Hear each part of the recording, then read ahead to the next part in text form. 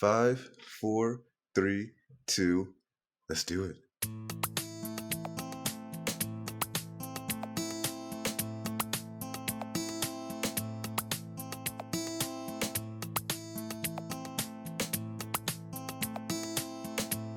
Come to me, Dark Warriors. Battle awaits us. What it do, Pikachu? It's SideQuest Enthusiast, a gaming podcast about the quests we play to be who we are. I'm your host, Kyle V. Hiller, but you can call me Dr. Chillgood out here in these stages. And on this episode, I'm joined by the pioneering, the ambitious, the courageous, the one and the only Davionne Gooden. Questies of the Land of Enthusia, give it up for Davionne Gooden. Oh, you're too kind. Far too kind. I'm doing all right. Like I said earlier, we're all pretty shitty right now. But one day at a time. Yeah, man. It's wild because it's been a good way to just slow down in a sucky way. Like it sucks. Yeah. This whole thing sucks, but it's been just a good year to do what it is that you do, especially if you have the time afforded to you. So I don't know how that's impacted you, but before we get into that, why don't you let the people know who you are and what you do? Well, yeah. I'm Davionne. Apparently, I make video games. One of them being called She Dreams Elsewhere, which I've been developing mostly solo for the past 5 years too long. I don't really know why I did that, but here we are. But yeah, other than that, also a filmmaker and photographer based in Cleveland. Another bad idea that I don't recommend. But yeah, I like making weird shit, so I'm chilling. So, do you not recommend the filmmaking part or the Cleveland part? All of it. They're just All all bad ideas, like decisions. Okay, all right. I mean, so as someone myself, as I have, I did film. I went to school for film, and I worked in film for 5 years or whatever. Nice. How? Okay, you know what? I don't even want to get into that. Hold on. Let's slow down. I have a lot of questions here, and I'm getting ahead of myself. So, first of all, SideQuest Enthusiast. Here, what we do a segment called "Taking It Back to Level 1." And here, I've dug through the interwebs, sort of kind of here in the situation, to find one of the first things you put out in the world. And we're going to talk Uh-oh. about what was going through your mind, focusing especially on the what and the why, because it's important that we remember where we came from and also give a little insight to the process to any of the listeners who might be thinking about embarking on their own quest like yours. So, are you ready to know what it is that I dug up from Oh you? god, get it over with. Just rip off the band-aid. I like to make it sound a lot worse than what it actually is, but it's actually, pretty chill. So I replayed She Dreams Elsewhere again this week, and I was like, what's the first line of this game? Do you know what the first line is? I do not remember off the top of my head, even though I wrote the damn thing. Okay, all right, fair. The first line is, "You are lost, child. So very, very lost." Hmm. And in context, that just seems like a regular old quote in a video game. Like, what are you doing? You're caught up in the Lost Woods in Zelda. You just lost. But given the rest of the demo, there's a whole lot of weight to that. Do you remember what it was like putting in, maybe not necessarily this line of dialogue, but any sort of dialogue or events or whatever in RPG Maker when you were first making this? Assuming you were making this in RPG Maker at first. Yeah, it's just one of those things where well, first I usually write either in a script editor or by hand. Mm-hmm. And then once that's done, they get that little shitty scratch draft out of the way. Then it goes into RPG Maker, and it's usually pretty bad. I'm usually just hey, I'm probably gonna rewrite this down the line. Right. It wasn't always like that. Back when I first started making games, it would just be I'll just be coming up with stuff off the dome as I was making it. It would never change it because I was just a little dumbass piece of shit. Right. But yeah, nowadays writing is rewriting. Right. So, what's your process like? Because something I know that I hope is in my future, I would love to just write video games. I spend a lot of time with RPG Maker, spend a little time with Unity, but I don't know that game development itself is for me, or maybe it is, and I don't know yet. But how? are you breaking down these different scenes and things like that? Because I don't think there's really any conventional way to write a video game. At least not No, that I've not at learned. all. So like what is that like? Like how do you sit down and start thinking about scenes and how that's tied into the events or the battle system and things like that? Like how do you do it? Because it's amazing that anybody can write a video game to me. Yeah, I don't see it's a miracle that like any words like are written down. Um, yeah, I don't. It's games are like super weird because like like coming from the film side, it's like it's easy. Well, it's not easy, but like it's a lot easier to just kind of like that structure like it's like a film script. Like I don't have to like think about like oh like how is it going to affect the gameplay? Like how can I tell the story through like gameplay, like all that stuff. Like it's like a film script is like pretty straightforward. Um, Yeah. Game scripts, especially with this one, it's just like kind of all over the place. Um, but usually I don't think of like gameplay and like story as like two separate things. Like I try to like always like synchronize them as much as possible. Um, so Mm. I start out with like kind of like a wide, bright open like brainstorming session. Like hey like here's like a theme of like what I'm trying to say or like just kind of do, or like here's like a cool situation that would like be fun to play through. So I start from there. I also thought like start from like where Thalia herself was coming from, um, Hmm. because everything in the game is like all like just revolving around like her mental state. Uh, so even like before that whole like brainstorming session comes up, it's always like the first question is like where is Thalia right now? Like what is she going through? Um, what does she need to learn right now, and how can we make her learn that in like the worst possible way? Um, and then from there, it's just like a lot of staring at the wall, staring at blank screens, not getting anything done, Right. until something eventually comes up. Usually it's pretty shitty, but at least it's something, you know? Yeah, yeah. It's important to just get something down, and it'll evolve into whatever it's supposed to be. Where are you drawing your inspiration from, as a writer and also as a game developer? Pretty much literally anything and everything. Okay. Like I get like a question of like, like what games like inspire you? But like the surface level stuff is like very obvious, like Earthbound, Persona, Final Fantasy, Life is Strange, like all that type of stuff. Um, but beyond like those like foundational like inspirations, like I really don't like look to games or even like other like I don't really look to like other games like that much. Usually my real stuff it comes from like real life experiences and just people I know, like lines off the street, um, fried ass situations I've gotten myself into. College that was a good time, but yeah, it's I think real life is like I think it's like really like the best way to like um just kind of like capture that inspiration.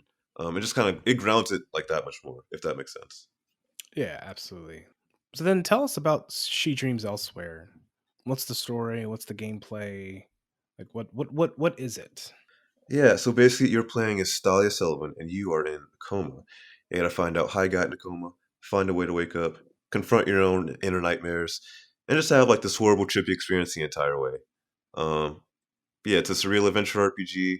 Like I said, very inspired by like Earthbound and Persona, like all those like other RPG classics, with a healthy dose of weird, surreal bullshit that I just love.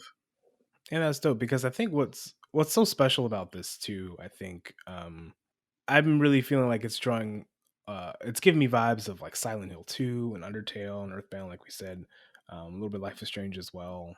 But it's one of the first games like this, if not the first game that I've played that has characters who look and sound like me. Mm. Um, you know, thinking about representation like that and just like what makes the experience from a black person or, a black or brown person in a game like this, how is that different from those other games like Undertale or Mother 2? Do you feel like there's anything that's missing from their stories that is in yours? Um, I wouldn't say like missing like Undertale and like all those like other stories. Like they're trying to like do their own thing, which is dope. Um, but for me, I did like at first I didn't think about it too much, but like over time I realized like, hey, it's like it's nice to like actually like to see me and the homies like in a game. Like it's like we never like I Right. never see that in like any like other like game out there. And um I don't know, like I just want to make a weird game for the weird niggas like me. Like just There pretty. you That's go. to keep it pretty simple. Yeah. Yeah, yeah. Like, I mean, and that's real because I feel like that's just not something that is normal. That's not Hmm. something you see at all. You gotta have to go digging to Yeah. find games with people like us, and that sucks. So, like, when you were first making this or deciding to make this, what was that like? What was happening in your life? What was the one thing that really pushed you to be like, hey, you know what? I want to do this thing. I'm going to download RPG Maker MV and I'm doing it. Hmm. What was happening 5 years ago? So at that point, that was like senior year of high school. And at that point, I've been like making games since like fifth grade. So I was like Okay. very just comfortable with like RPG Maker, and I was like already going through like different like prototypes and ideas that like never really stuck. Like it was like Hmm. this cycle of like me like working on one thing, have super excited at the start. A few weeks later, it's like, oh, this game is like cool and all, but like I got this other idea. Let me go put this other game on hiatus right quick. Let me go flirt around with this new idea, and it was just like a cycle of that throughout like all of high school, um, until I got to She Dreams, and um, I don't know. I just love like dreams like a lot, and I think they can like really just reflect like what you're going through. Hmm. Um, so I don't know, the concept of that, like, just really stuck with me, and I almost did drop it. It almost, like, went through that cycle again, but there was, like, something in me. I was just like, "This is, this is too good of a concept to, like, just, drop like that." Um, so, yeah, I just kinda, like, stuck with it, and especially, like, when I, like, switched the art style, that's when I was, like, really like, "Okay, there's something here." I'm not sure if it's gonna be good. I'm not sure. I don't really care like who plays it or how many play it, but I know that there's something here, and I want to like just finish it for the sake of like me, um, just like me finishing it. I want to see it to the end, if that makes sense. Yeah. Yeah. Um, what keeps you motivated?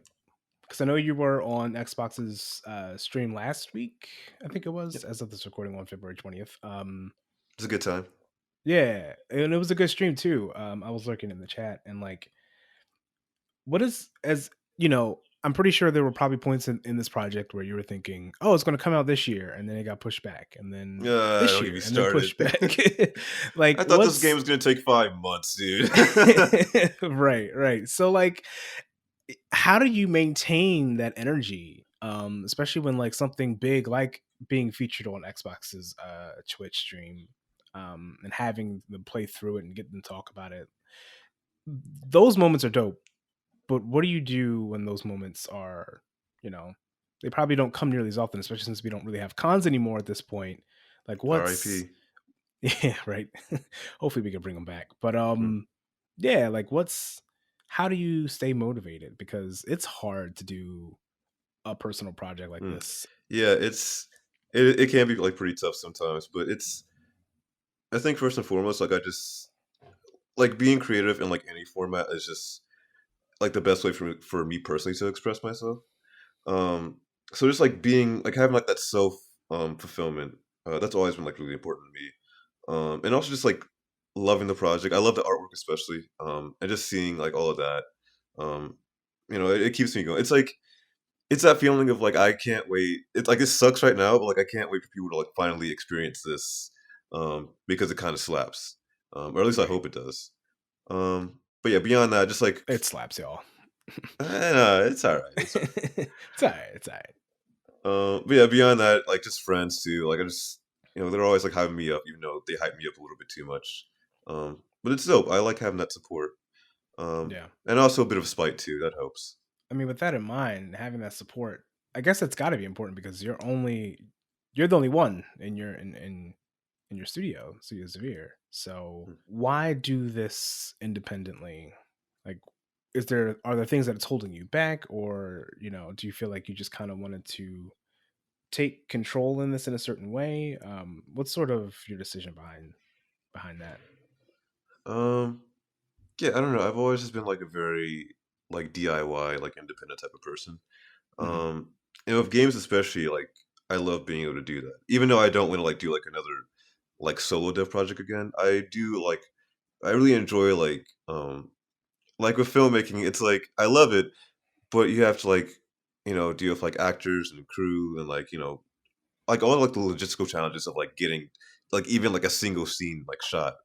Um versus like right now if I could just like write a scene and put it in the game within like the next like few hours, and like I can just do that, right? And um so yeah, especially at that point, like when I started development, I was like coming off of like the first like quote unquote official like feature film that I did, which we don't talk about because it was terrible.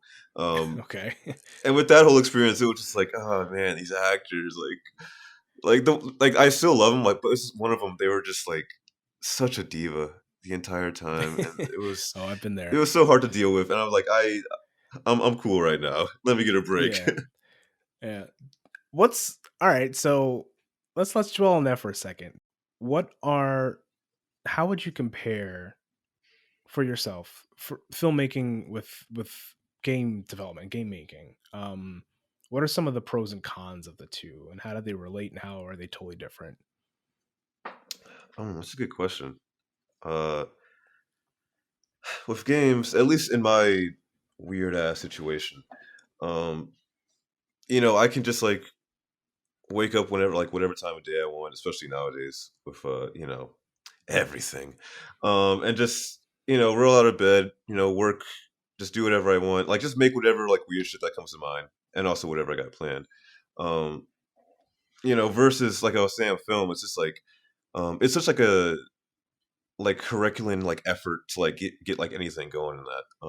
Hmm. And I also find that the process in film, it can be like a little bit like not slower, but like when you're dealing with like more people, bigger budgets, more like executives, it can be like very like a bureaucratic process, and I feel like a lot of that kind of like brings me down. Like I want to stay focused on the creative aspect, um, Right. but I also love films because as much of an anxious antisocial motherfucker that I am, I do love collaborating with people, especially like in person.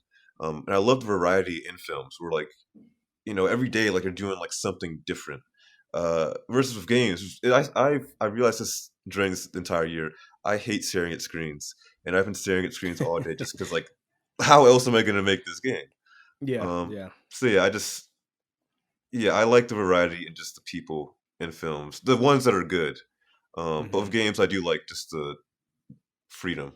So thinking about like game development and stuff like that, are there any other black and brown game developers that really inspired you to actually do it? Because I feel like for me, it was one of those things where I needed to see more people like me doing podcasts and things like that before Hmm. I decided, hey, okay, this space can be for me. Is that something that you kind of went through, or did you just say, fuck it, I'm just going to make it? I really don't need anybody to give me permission to do it. It was a bit of both, but there's someone specifically.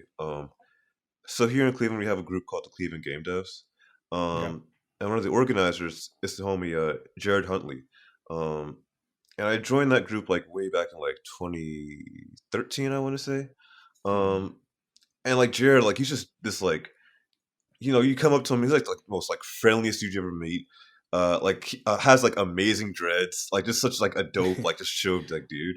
Right. Um, and this dude is like out here like writing like books on game devs, like doing GDC talks, working on like this dope ass like art game. Now he's like working on a game that was like announced like at the Game Awards. Like it's just like he's just doing all this shit, and it was just so dope to like to see, um, this dude who looks like me just doing his thing and like just being like hella like humble and supportive to like other devs about it. And I don't know, it was good seeing that feeling. So shout out Jared, still the homie.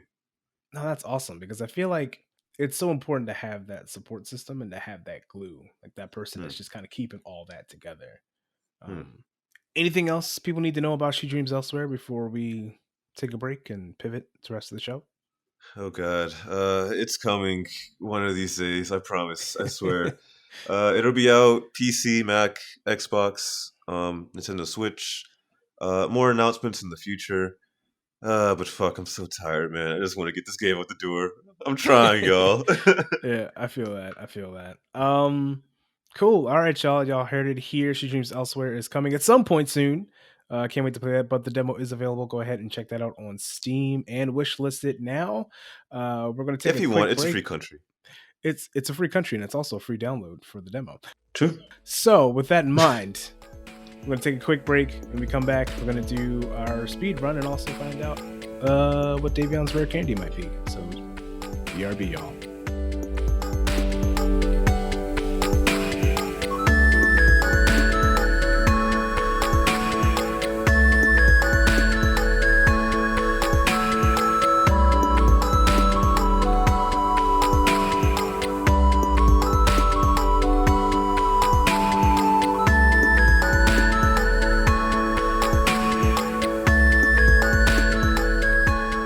And we're back here on SideQuest Enthusiast with Davionne Gooden, and it's time to talk about some rare candy, y'all.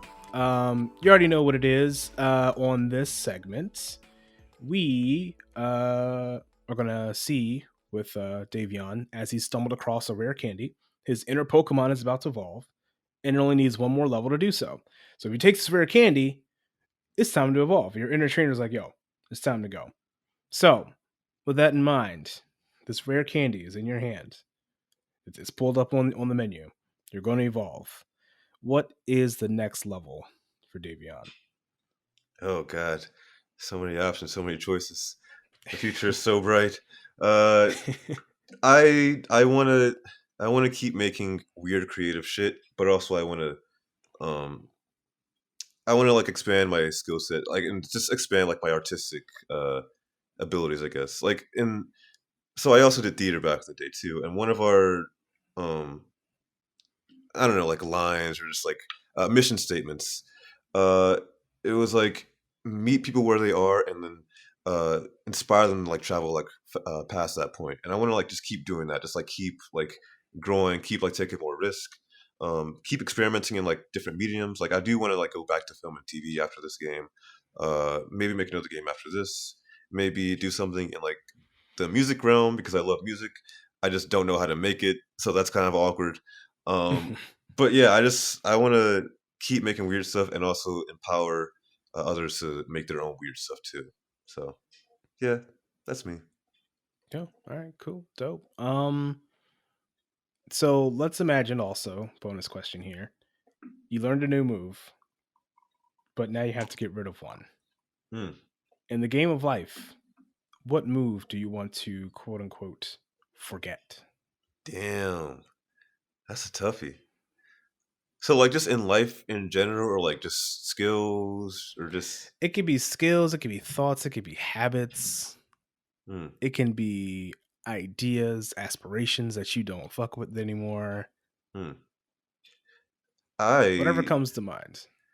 I want to stop like waiting to what's the best way I can phrase this? I wanna I wanna make stuff faster, right? I still wanna have like that time to like experiment and brainstorm and just, go wild with my ideas.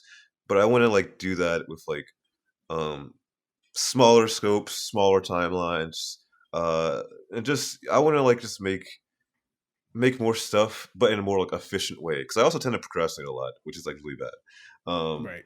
So yeah, just to get better at like time in general. Like um, there was a quote about like Chadwick Boseman, or I don't I'm totally fucking up his last name, but R.I.P. First of all. But there was a quote um, that one of the actresses that he worked with said, and it was something about like he would take his time, but he wouldn't waste his time, right? And I want to just embody that a lot more. So yeah, drop procrastination, be more efficient, and hopefully something comes from that. Yeah. No, I feel that. I think that's kind of been on my deck too. I feel like I procrastinate when I feel like I kind of need to, Mm, and that's cool. But at the same time, it's like I want to make sure that I'm rested. I don't want to overwork myself. I did that before. I never got anywhere because of it. Trying to mm, move fast didn't get me anywhere. When I slowed down, I actually ended up being faster and more efficient, mm. which is weird and it doesn't make any sense. So I really like that idea of just like taking your time and not wasting your time. Yeah, I feel Um, like we're in like a culture that's like always about like grind all the time and like just always be like working and striving. It's like no, dude, like I want to just like chill out for a little bit, like stop and smell the roses, rest up. Um, and it's especially like harder like these days. We're like most of us are just kind of like trapped in our houses, and but like also like that's where we work, so it's just like Right. uh you know, I told my friend a while back ago, I was like, so like I'm very big into, well, we'll get into it later maybe, but I'm very big into interior design, and he was like, "Oh yeah, you kind of made your apartment look like your game," and I was like, "Oh, you're totally right, dude. Like I'm too lost in the sauce. I'm too deep into it now. I can't escape." Yeah, we're gonna put a pin on that one. That's definitely a DLC conversation. I have a lot of thoughts on that because I really feel like gaming in general is finding its way into everything I do, Mm. and it's wild. And I don't understand what that is. I don't know. That's some Zen shit. I don't know. All right, bet. That's a great answer. I really like that one. But also, like, I don't know though. Like, disclaimer to everybody: I don't know what I'm talking about. So, just FYI, But I does am not anybody really liable. know what they're talking about though? You know what I mean? True. We're all just like faking it till we make it, I guess. Like not even Yeah. faking it. We're doing it. We're making it. But I think the thing is that we're never really going to finish the Yeah. things. There's so much to do in life. So So just do much. what you can. Yeah. It's Yeah. like I want to like. So I'm also like big into like collecting like games and media. Even though like I'm pretty, it's like still like starting out with it. Um, and the YouTuber Scott DeWaz, he made a good point of like, hey, like, yeah, you could collect every game ever made, but you could also just collect like whatever you want. Like it's just, it doesn't Right. have to be everything. This is just the stuff that makes you happy. Hmm. Yeah. I can totally relate to that because I think that's something that I've really gotten into too, is where I don't like necessarily collecting physical things, but I like just collecting data Hmm. and like files and information and like videos that I like. If I can find like old shit from forever ago, I'm downloading it and I'm going to do something with that Hmm. footage. You know what I mean? Even if it's just for me to just to have it.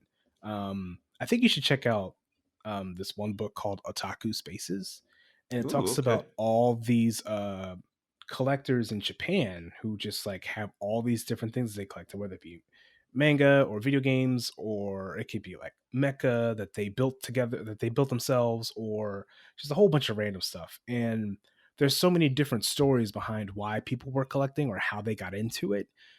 And a lot of people just kind of stumbled upon it. They didn't really set out to be collectors in this thing. They just started collecting them, and then by the time they really looked around, it's like, oh, I have a collection. Like some of these Hmm. collections that people have in this book are museum worthy, but they're like, I Damn. don't even want to technically make it a museum because I want it all for me. And that's dope Hmm. that we could actually have something that's for us and just collect it however we want to collect it, because that's just how we see the world. Yeah, and fuck anyone else who like says, who like tries to look down on that, right? Like we're just doing it like for us, just to make us happy. Yeah, exactly. Like It's called Otaku Spaces. Otaku Spaces. Yeah. Okay, dope. It's probably one of my favorite books that I've ever read. And it's not even like a fiction book or novel or whatever, but it's such a good read, and it's a good read because it just really makes you feel like people who do things like this to the extreme are, they're regular people and they have Hmm. a really deep love for something. And I think to have that kind of love for something is super rare. Hmm. So the fact that you're collecting all this stuff is just like, you got a love for it. So, Yeah. do it. There's nothing wrong with that. So we're gonna take one more break, and when we come back, it's time to speed run, and that should be fun. So stay tuned, y'all. BRB.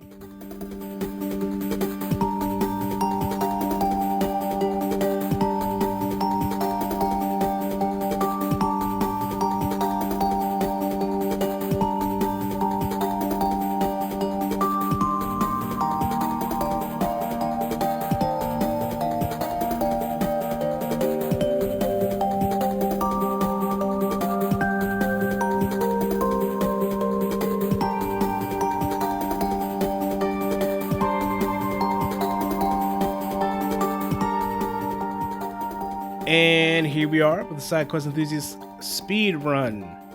Davionne, I don't know if you got any chances to listen to any of the prior episodes to get ready for this, but I'm going in blind. you're going in blind. That's the way you got to do it. All right, Blindfolded run. so that's pretty brave of you. Um, So, speedrun. For those listening who may not know, a speedrun is where a player runs through a level or a game as fast as they can. It involves a lot of failing up, getting to know the levels and the mechanics like the back of your hand, and getting the method down clean to set a record pace. But the key here, though, I'll ask our wonderful guests a series of rapid fire questions, and the faster they answer, the more questions we'll burn through. They'll have 2 minutes, and the more questions they answer, the more they clearly know themselves, and the higher they'll rank on the SQB Speed Run leaderboard. It's all level on the leaderboard, though. It's not a competition, it's a collaboration, because here in the Land of Enthusia, we want everybody to win, and it's a chance for the questies out here to get to know Davionne better. So, do you need another explanation? I think I'm good. This is a speed Okay. run, man. We only go through things once. Yes, that's right. All right. And we're rolling. First question. What is your third favorite game of all time? Dragon Quest 8. Ooh. What is the last game you played? Super Smash Bros. Ultimate literally like an hour ago. Nice. What was your second game console? GameCube. What is the best snack for gaming? Just a drink. Fuck snacks. All right. What year did you first try out any of the RPG makers? 2010. Okay. What is a game that you've always wanted to play but haven't gotten around to? Nelson's gonna kill me. Metal Gear Solid. I'm actually about to play that soon. Okay. All right. The original. What is a game that you really wanted to play, got to play, and was disappointed by? Cyberpunk 2077. Oof. Good game What though. is I enjoyed it. yeah. What is a game that you really didn't want to play, got to play, and was surprised that you actually liked it? Super Smash Bros. Ultimate. Honestly, I was like, I bought it for friends, and now I have 360 hours in. God damn it. That's crazy. According to your choice of default settings, do you press down to look up or down to look down? Down to look down. Okay. 30 seconds. No one is not an acceptable answer, but you can skip. Who is your video game crush? Bonus half points if you can name more than one, but you can only name one and then skip to the next question. Oh fuck, man. Probably Tifa Lockhart. Okay. What game are you looking forward to the most that releases this year? 10 seconds. Deathloop. Looks dope. Okay. What was your game of the year last year? Didn't have to come out in 2020. Deponier Nocturne. Small indie game. My beaver's going off, and I'm going to give you the money ball right here. Where did you first show off She Dreams Elsewhere publicly? DreamHack. No. Wait. Oh fuck. It's gonna kill me. Why can't I remember? It's no GDEX 2018 in Columbus, Ohio. All right, dope. You are the first person on the show to get through all 13 questions. Let's go. Congratulations. You are number one on the list. It feels good. It feels good to be a winner sometimes. Yeah, it really does, doesn't it? Yeah, so Metal Gear Solid, huh? I know. I'm really behind. Okay. So I technically did start it like the first like half hour, like years ago when I was a kid, and this is like back on like actual like I used like actual like PS1 like disc for it, and then I lost that disc because it was really rough. So I haven't like gone back to it since, but I do want to start it again because a fellow game dev buddy of mine, Jalavir Nelson, dope dude. He was like, I just beat Metal Gear Solid for the first time and did some like really dope stuff with like game design and like all this shit. And I'm like, all right, if you got the Nelson recommendation, then I guess I should probably try it. So shout out him. Right on. Yeah, shout outs. Yeah, I missed that game. I kind of forget about that game and how much I loved it. But yeah, I hope you get through that, man, because it's a good one for sure. And was this your first time with the Smash Brothers game with Ultimate, or like what's your relationship with Smash? Because it seems like there's a backstory there too. Yeah, it goes back very, very far. So I first started with Melee like when I was a kid when it came out, and I had no clue how to play it, but I loved that game. I played it almost every day for a fat second after school, but then I kind of fell off of it for a bit. And after like moving schools, I settled on I eventually ended up in like Shaker Heights, that like school district. And that's where I like met my like, current best friends, and like we play Smash like all the time. So back in the day, we would play like Brawl like all the time, like during our hangouts. And again, I would like never be good at it. I would just like pick Sonic and taunt all the time because it was funny. Right. Um, but yeah, would still get my ass kicked like the very like first one who like would go. Um, so like flash forward a couple years later, Smash Four is announced, uh, and everybody in our friend group got it except for me because I had a 3DS, but it like got like some type of like electrical shortage, and so like it just didn't turn on Oh anymore. man. Um, so I would be like the only one like at lunch like not playing Smash, which Right. sucked. But Smash Four was so good, we would like still play it on the Wii U, just hanging out. Mhm. So finally, I know the story is like getting really long. I apologize, but No, no, this is important stuff right here because I'm a huge Smash fan. So yeah, go ahead. yeah. So like get to Smash Ultimate. So I got my Switch in November of 2019. And I was like, hey, I'm probably not going to play this game because I don't really play fighting games. But like, I'll buy it like just for the boys whenever they come over. And then I was like, all right, well, I should at least like have like the characters unlocked like before they even come over. So I started Right. that process, started like learning as I was like doing it, and uh, now I play it literally every single day, often multiple times online, and I'm 360 hours into it. I don't know how that happened, Wow. but goddamn, it's a perfect game in my opinion. It Yeah, it really is. There's not a lot of perfect tens out there in the world, but holy crap, Smash Ultimate is just a work of art. It really is. What do you think of the Pyro and Mythic review from the other day? I I'm excited because I think I haven't really gotten into any of the Xenoblade games, and that's kind of on my list for this year. I allow myself one 100-hour RPG a year, and it'll Yeah, probably they're be just so Xenoblade this long. year because they're so long. Because I'm just like they don't have to be this long. Come Yeah, on, like but yeah, like which that's another thing. But I do feel like Smash needs more waifus, and yeah, that the fact that Pyra and Mithra, that's dope, and I feel like there should just be more waifus. But also, like everyone hates on sword fighters and all that other stuff, but I'm not mad at it. yeah. Let's Like they bring look on fun all to the play. swords. Exactly, exactly. And it's not like there aren't any non-sword fighters, and there are plenty of them. Yeah, And the most of the original fighters from Smash are not sword fighters, except for like yeah, Fire Emblem characters in Zelda or Link rather. Like I don't know. I feel like people need to be grateful because this game has everything you could ever want already. And the fact that we're still getting more means that I'm just happy for everybody who's going to be happy that Pyra and so whoever else is going to be on in the future. Like if people are excited about it, I'm excited about it as well because I just want everybody to be happy and enjoy this freaking game because yeah. it's amazing. Sakurai did not need to bless us like this, and yet he did. And we should He like didn't never have ask him to. for anything ever again. Absolutely not. The only thing, okay, I will say the one thing I want from Sakurai, I want like a legit Kirby game. I need Mm, Kirby Superstar 2. I need it. And then he can please. retire. All bless Daddy Sakurai. He is the king.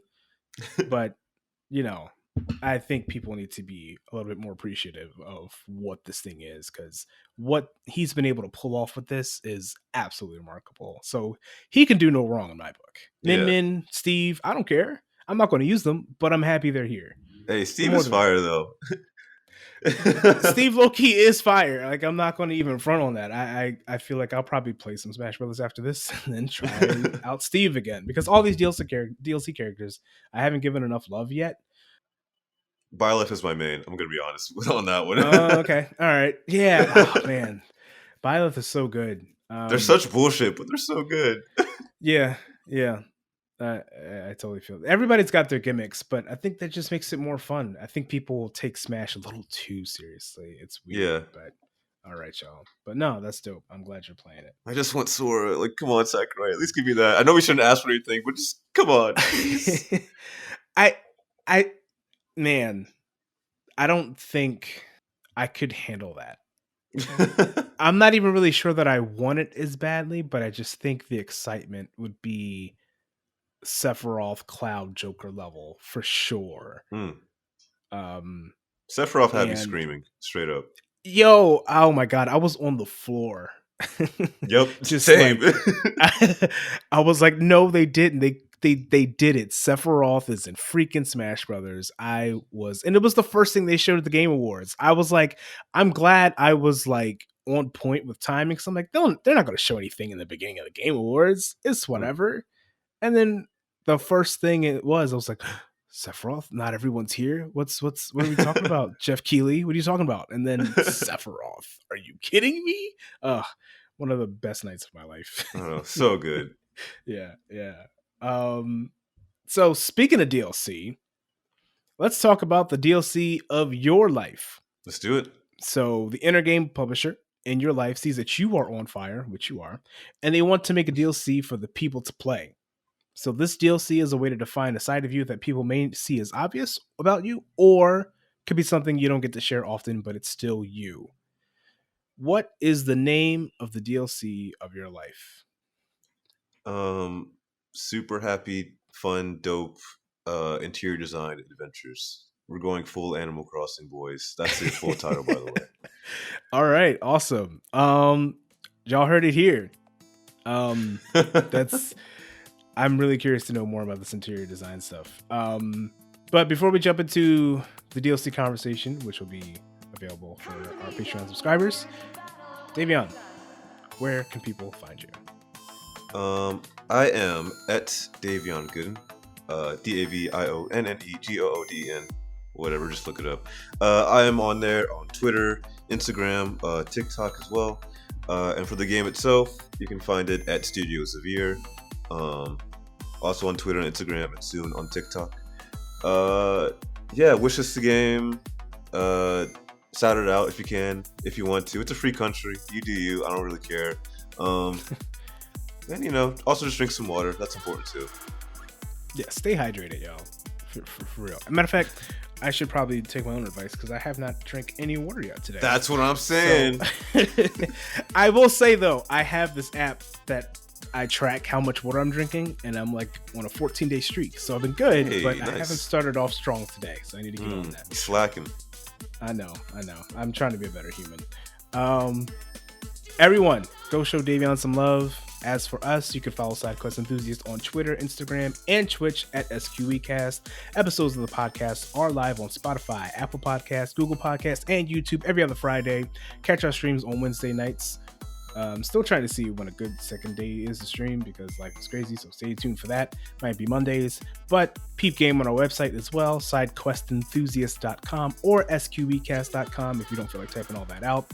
Support SideQuest Enthusiast by subscribing to our Patreon at patreon.com/sqecast and get exclusive DLC, including a bonus segment of this episode, or make a one-time donation at ko-fi.com/sqecast.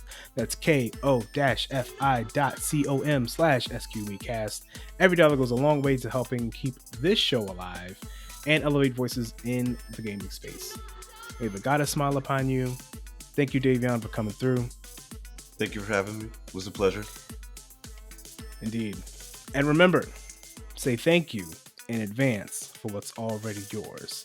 Pork chop on the beat, and we're out. See you next time. Come to me, Dark Warriors. Battle awaits us.